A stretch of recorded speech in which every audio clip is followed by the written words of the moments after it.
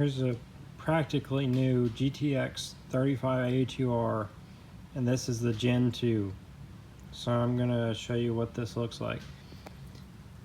See this right here? It has a plug here. You can remove that plug. What is there is a hole that you can put a speed sensor there for some reason. I don't know how all that works, but anyway, I just thought that was neat that it had that. So that area goes all the way through to the radius area of this compressor wheel, which is designed to measure the speed of the wheel, is what Ian was telling me. See, this one, the Gen 1 had an 11 blade. This one I think has a 10 blade. I didn't count them, but if you want to count them, you can. And you see the turbo is dual ball bearing, which is pretty cool. And it's machined out here and then machined down in here with an end mill. The machine work looks really clean on this. So what I did with this is we upgraded it. We didn't upgrade the compressor wheel. The compressor wheel, the guy was telling me, is about 66 millimeter. The turbine wheel is really the weak link on this turbo because I think it's only 62.45 millimeter, same as the Gt35r. And so what we did with this one was I changed the exhaust housing from a T3 1.06 and we put a 1.15 turbine housing on it. 1.15 T4. Then I took this housing and I machined it out for our upgrade turbine. This turbine housing normally comes with this machined for a 64 millimeter turbine, which is, well, it works on the P trim, and it's also the same for the Gt37r.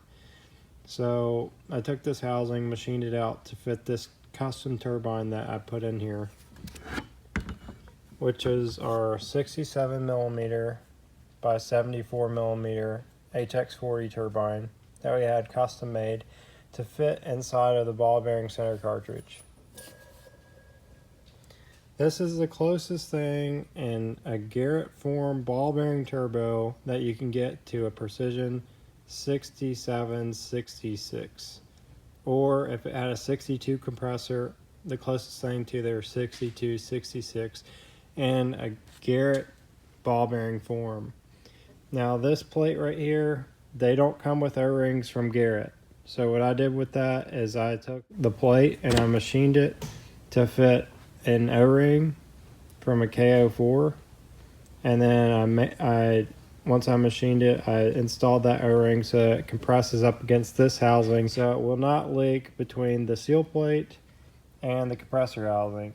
But you also have to consider these bolts here. Some of them, they are fully drilled through to the compressor housing. You do have to consider these bolts here. Some of these bolt holes are drilled all the way through the compressor housing. So the air can leak from inside here through the bolt holes. So what you want to do is you want to silicone those so they don't leak. This outlet flange, I think, is a 3.5 inch outlet, though I didn't measure it. It's either a 3 or a 4, 3.5 or 4.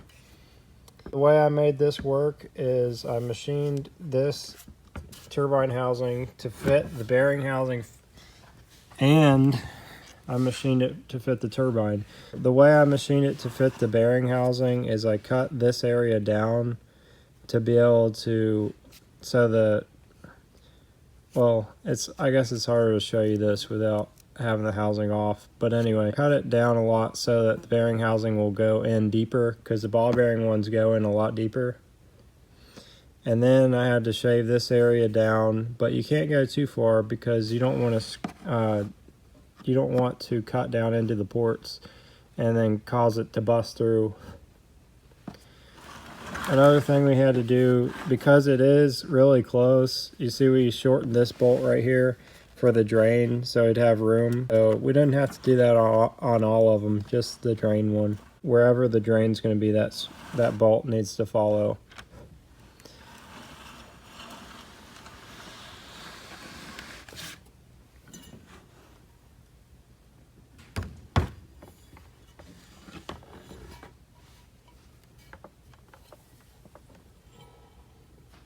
This turbo should easily be capable of 950 to 1,000 horsepower after we did the upgrade. The guy was telling me that this turbo from Garrett with the 62mm turbine is rated at 850 horsepower.